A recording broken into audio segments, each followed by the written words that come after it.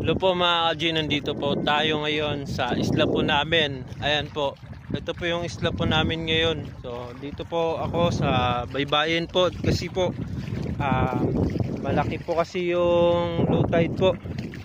At dito po kami, ito po yung libangan namin dito mga ka-G.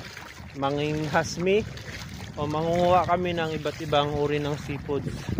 Ito may mga bata, kasama natin. Lalaro sila ng bangka-bangkaan. So ayan po yung ano natin, yung isla po namin dito. Malaya po yung mismong pangpang po ng isla po namin. Tapos bato-bato na po doon banda. Bato-bato na po yan. Ayan. So ang kukuhanin po namin ay pangulam po. Ayun, makahanap kami ng pangulam dito. Yan. Dami mo na agad na kuha maya. Ayan. O, kuha kami dito ngayon ng mga pangulam. Dapat pala may kutsilyo ano. Ayan, may nakuha na agad. O, yun o.